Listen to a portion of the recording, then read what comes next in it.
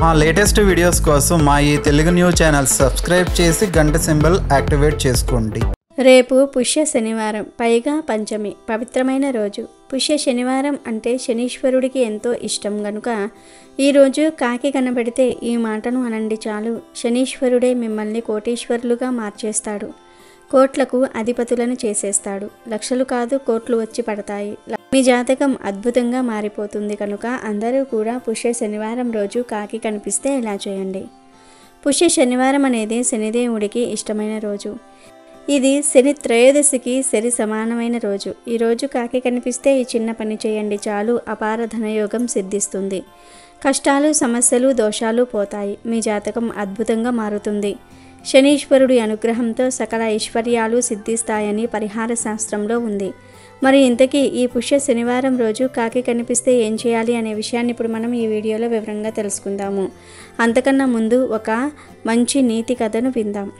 ఒకరోజు శివపురం ప్రక్కనే ఒక కృష్ణాపురం నుండి 3 గ్రామస్తులు న్యాయం కోసం మర్యాద రామన్న దగ్గరకు వచ్చారు. ముగ్గురిని సాధారణంగా ఆహ్వానించి కాఫీ, ఫలహారాలు పెట్టాక, ఇప్పుడు చెప్పండి, మీ ముగ్గురు ఏ పని మీద నన్ను చూడడానికి వచ్చారు అని అడిగాడు రామన్న. అప్పుడు అందులో మొదటివాడు, అయ్యా, నా పేరు శివుడు, నేను కుమ్మరిని. కుండలు తయారు చేయడానికి మట్టిని ఎప్పుడూ ఈ భూషయ్య దగ్గరే కొంటూ ఉంటాను. నిన్న ఉదయం కుండలు చేయడానికి నేను మట్టిని జల్లిస్తూ ఉంటే అందులో విలువైన 3 వజ్రాలు దొరికాయి. రెక్కాడితే గాని డొక్కాడని పేదవాణ్ణి. ఆ భగవంతుడే ఇన్నాళ్లకు నన్ను కరుణించాడని ఆనందపడ్డాను. కానీ ఈ భూషయ్య నాకు దొరికిన ఈ 3 వజ్రాలు తనకు చెందుతాయని నిన్నటి నుండి నాతో తగువు పడుతున్నాడు. తమరు ధర్మ ప్రభువులు, నాకు న్యాయం జరిపించండి అంటూ మేలలో భద్రపరిచిన వజ్రాలను రామన్నకు అందించాడు. శివుడు చెప్పింది శ్రద్ధగా విన్న రామన్న భూషయ్య వంక చూస్తూ, ఏం భూషయ్య, శివుడు చెప్పింది నిజమేనా అని అడిగాడు. అందుకు భూషయ్య ఈ విధంగా చెప్పాడు. అయ్యా, శివుడు చెప్పింది 100కి 100 పాళ్ళు నిజమే. కానీ శివుడు మీకు ఓ విషయం చెప్పకుండా దాచేశాడు. అదే అసలు కిటుకు. శివుడికి తోలిన మట్టిని ధర్మయ్య పొలం నుండి డబ్బు పెట్టి కొన్నాను. కానీ శివుడు మాత్రం నా దగ్గర అరువుకు తోలించుకున్నాడు. ఆ డబ్బులు నాకింతవరకు ముట్టనే లేదు. తమరే చెప్పండి, శివుడికి వజ్రాలు దొరికిన మట్టికి హక్కుదారుడు శివుడా నేనా? ఆ మట్టిలో దొరికిన సొత్తు హక్కుదారుడిగా శివుడికి చెందటం న్యాయమా, నాకు చెందటం న్యాయమా? తమరు ఏ న్యాయం చెప్పినా తూచా తప్పకుండా పాటిస్తాను అన్నాడు. అప్పుడు రామన్న, దొరికిన సొత్తు హక్కుదారుడికి చెందటమే న్యాయం. ఇప్పుడు మట్టిలో దొరికిన ఈ 3 వజ్రాలకు మీ ఇద్దరిలో నిజమైన హక్కుదారురెవరో తేల్చాలి. ఇదేనా మీ తగువు అని అడిగాడు మర్యాద రామన్న. ఇంతలో 3వ వ్యక్తి ముందుకు వచ్చి ఇలా చెప్పాడు. అయ్యా, వీరిద్దరూ చెప్పింది విని తీర్పు చెప్పకండి. నేను చెప్పేది కూడా పూర్తిగా విన్నాక న్యాయం చెప్పండి. నా పేరు ధర్మయ్య. ఈ భూషయ్యకు మట్టి అమ్మింది నేనే. మట్టికి తగ్గ డబ్బులు భూషయ్య నాకు చెల్లించాడు. కానీ అందులో ఒక తెల్లని నోటు ఉంది. తెల్లని నోటును నాకు అంటగట్టిన భూషయ్య ఆ మట్టికి ఎలా హక్కుదారుడు అవుతాడు? అతని దగ్గర అరువుకు ఆ మట్టిని పోయించుకున్న శివుడు ఎలా హక్కుదారుడు అవుతాడు? కావాలంటే ఈ నోటును పరిశీలించండి అంటూ చిరుగులు పడ్డ ఒక నోటును మర్యాద రామన్నకు అందించాడు. ఆ నోటును అందుకుని పరిశీలించిన రామన్న, నిజమే, ఈ నోటు చెల్లుబాటు కాదు. ధర్మయ్య చెప్పిన దాంట్లో ధర్మం ఆలోచించవలసిందే అన్నాడు. వెంటనే భూషయ్య, అయ్యా, ఈ ధర్మయ్య పేరులోనే కానీ ప్రవర్తనలో ధర్మం లేదు. నేను ఇతని పొలంలో మట్టి కొని 10 రోజులు అయ్యింది. ఈ 10 రోజులలో నాకు 3 సార్లు ఎదురుపడ్డాడు. కానీ ఈ నోటు గురించి ఒక్క మాట కూడా అడగలేదు. ఆ మట్టిలో వజ్రాలు దొరికాయని తెలియగానే ఆశ పుట్టి దుర్బుద్ధితో ఈ పన్నాగం పన్నాడు. చెల్లని ఈ నోటుకు విలువ లేదన్నట్లే ధర్మయ్య మాటలలో ధర్మానికి విలువ లేదు అన్నాడు. వెంటనే శివుడు కల్పించుకుంటూ, అయ్యా, ఆ మట్టిలో వజ్రాలు దొరికాయని తెలియగానే దుర్బుద్ధి పుట్టింది ధర్మయ్యకు మాత్రమే కాదు, ఈ భూషయ్యకు కూడా. నాకు మట్టి అరువుకు తోలేటప్పుడు కుండలు చేసి అమ్మినాక కానీ అతనికి డబ్బులు ముట్టచెప్పనని నేను ఖరాఖండిగా చెప్పాను. అందుకు ఒప్పుకున్నాకే మట్టిని నాకు అరువుకు తోలాడు. ఇప్పుడు డబ్బులు తనకు ముట్టలేదన్న సాకుతో ఈ 3 వజ్రాలు తనవే అనటం దుర్బుద్ధి కాక మరేమిటి అని అడిగాడు.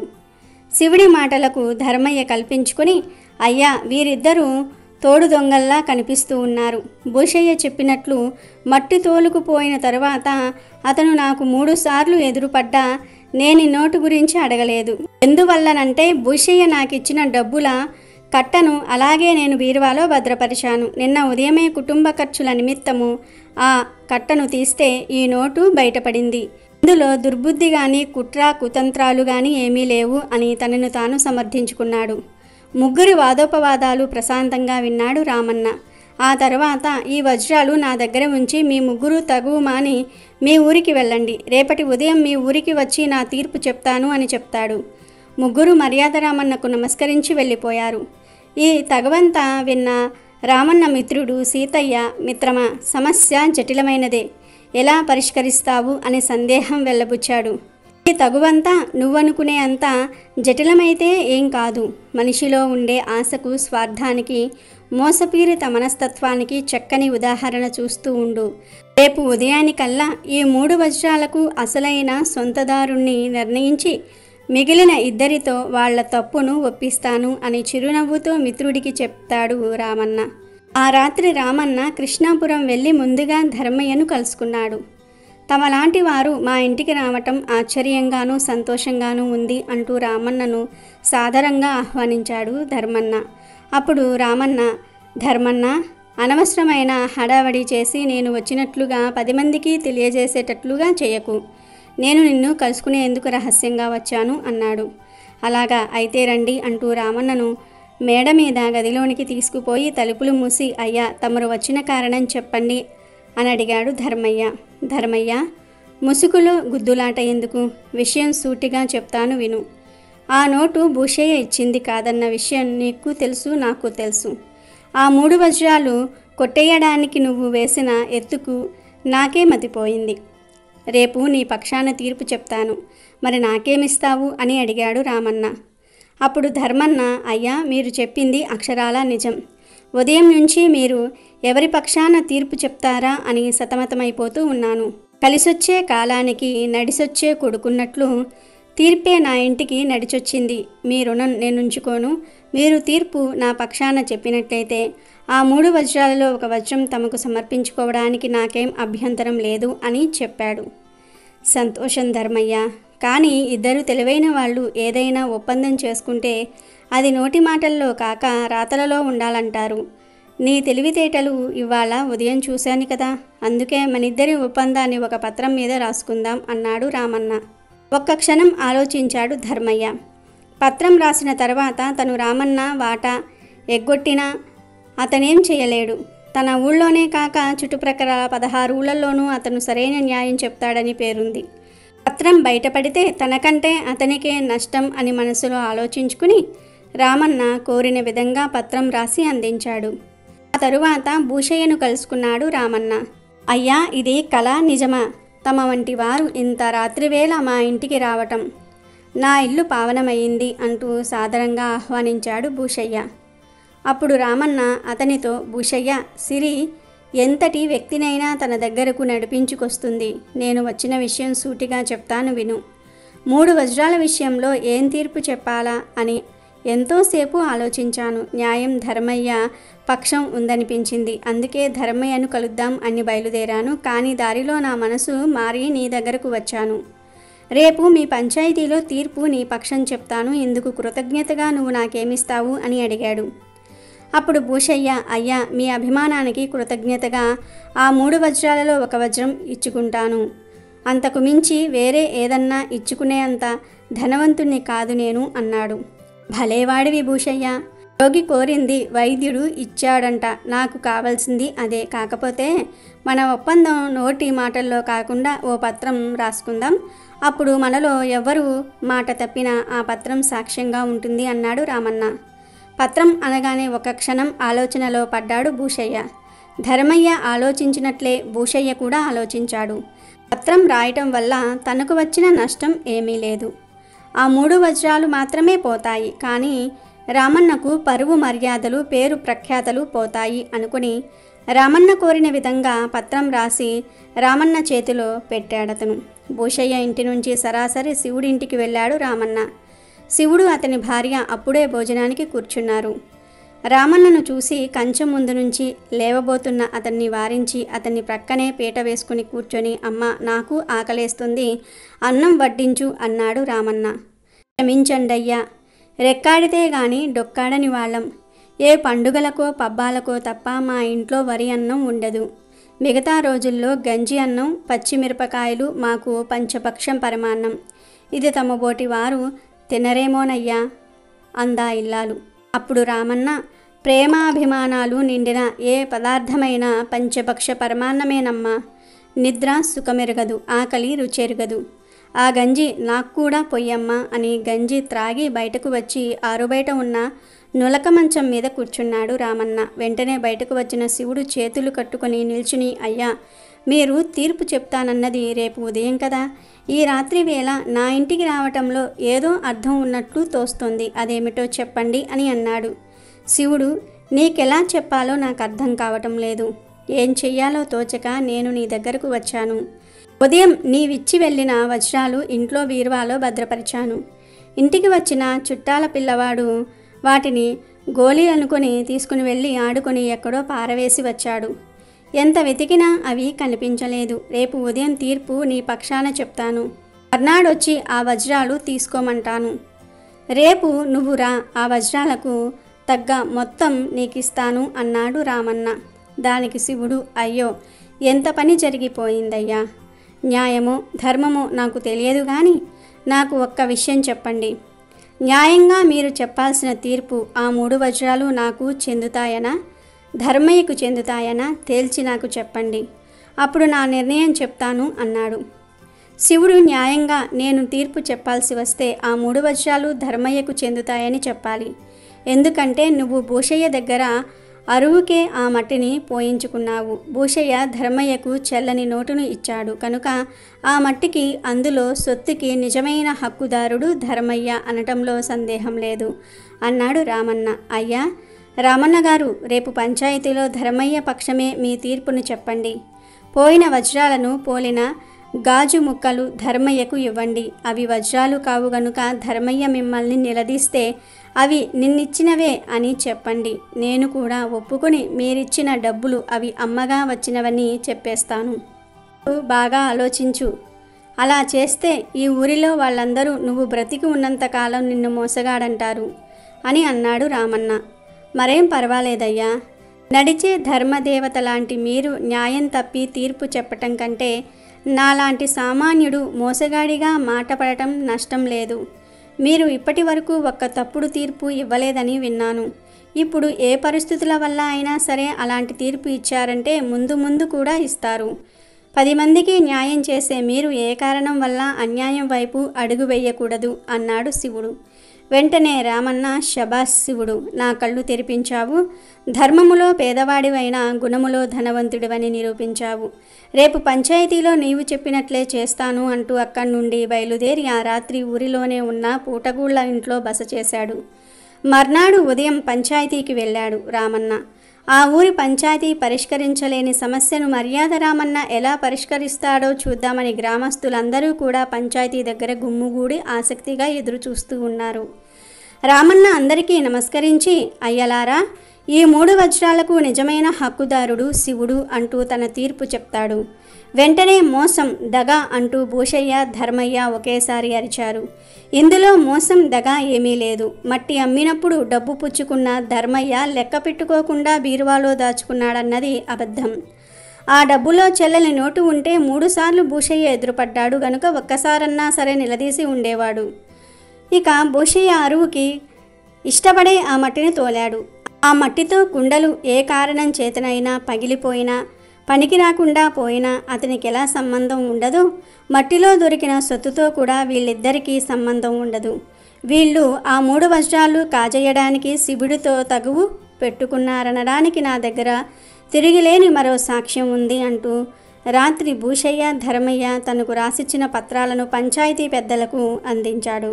ఆ పత్రాలను చూసిన పెద్దలు భూషయ్యను, ధర్మయ్యను చీకొట్టారు. దాంతో వాళ్ళు పశ్చాత్తాపడి తాము దుర్బుద్ధితోనే శివుడితో తగులాడామని అందరి ముందు ఒప్పుకున్నారు. పంచాయతీ పెద్దల చేతి మీదుగా శివుడికి 3 వజ్రాలను అందిస్తూ శివుడు, అవి గాజురాళ్ళు కాదు, నిజంగా వజ్రాలు, జాగ్రత్త సుమి అంటూ చమత్కరించాడు రామన్న. ఇక వీడియోలోకి వస్తే పుష్య శనివారం రోజున మీకు ఏ సమయంలో అయినా సరే కాకి కనిపిస్తే, అంటే ఉదయం లేచినప్పటి నుండి రాత్రి పడుకునేలోపు ఎప్పుడు కాకి కనిపించినా తప్పకుండా ఈ పరిహారం చేయండి. సాధారణంగా కాకులు సాయంత్రం 6 తర్వాత అంటే చీకటి పడిన తర్వాత కనిపించవు. తమ గూటికి చేరి నిద్రిస్తాయి. ఇది ప్రకృతి నియమం. పక్షులన్నీ కూడా చీకటి పడగానే నిద్రిస్తాయి. ప్రకృతితో సహా అంటే చెట్లతో సహా అన్ని జీవులు కూడా చీకటి పడగానే పడుకుంటాయి. ఒక్క మానవుడు తప్పించి జీవులన్నీ నిద్రిస్తాయి. అందుకే 6 తర్వాత కాకులు కనిపించవు. కనుక 6 లోపు మీకు ఏ సమయంలో అయినా సరే కాకులు కనిపిస్తే తప్పనిసరిగా ఈ చిన్న పరిహారం చేయండి. అసలేం చేయాలి అంటే ఏమీ లేదు. కాకి కనిపిస్తే ఆ కాకికి చక్కగా బియ్యంతో చేసిన పదార్థాలను కానీ గోధుమ పిండితో చేసిన పదార్థాలను కానీ వేయండి. అంటే అన్నము, చపాతీలు, బ్రెడ్, స్నాక్స్ ఇలా ఏదో ఒక ఆహారాన్ని కాకులకు వేయండి. మీ ఇంటి దగ్గరకు కాకి వస్తే ఆ కాకికి వేసేయవచ్చు, లేదా మీరే కాకులను వెతుక్కుంటూ వెళ్ళి వేయవచ్చు. ఒక కాకికి వేయవచ్చు, లేదా కాకుల గుంపుకు ఆహారాన్ని వేయవచ్చు. ఇలా మీరు కాకికి ఆహారం వేసిన తర్వాత కాకి ఆహారం తినే సమయంలో అక్కడ నిలబడి మా ఇంటికి ఉన్న పీడలన్నీ పోవాలి, మాకు ఉన్న కష్టాలన్నీ కూడా పోవాలి, సమస్యలు పోవాలి, శనీశ్వరుడి అనుగ్రహం కలిగి మా జాతకం అద్భుతంగా మారాలి అని మనసులో సంకల్పం చెప్పుకోండి చాలు. ఈ మాట మనసులో అనుకోండి చాలు. ఇలా పుష్య శనివారం రోజు ఈ చిన్న పనిని చేస్తే చాలు, సకల దరిద్రాలు పోతాయి, లక్షలు కాదు కోట్లు వస్తాయి. కాకి శనిదేవుడి వాహనం కాబట్టి పుష్య శనివారం అంటే శనీశ్వరుడికి ఎంతో ఇష్టం కాబట్టి అందరూ ఈ చిన్న పనిని చేయండి. అద్భుత ఫలితాలు వస్తాయి, కష్టాలు పోతాయి. కాబట్టి మీరు కూడా రేపు పుష్య శనివారం రోజు కాకి కనిపిస్తే ఈ చిన్న పనిని చేసి శుభ ఫలితాలను పొందండి. ఒకసారి రావణుడి బారి నుంచి తప్పించుకునేందుకు దేవతలంతా ఒక్కొక్కరు ఒక్కో జంతువులోనికి ప్రవేశించారు. తొండంలోనికి కుబేరుడు, లేడిలోకి ఇంద్రుడు, నెమలిలోనికి వరుణుడు, యముడు కాకిలోనికి ప్రవేశిస్తారు.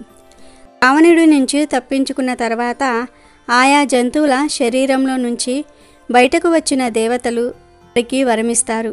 లేడికి ఒళ్ళంతా కళ్ళు ఉన్నట్లు అందంగా ఉండే వరం ఇచ్చాడు ఇంద్రుడు.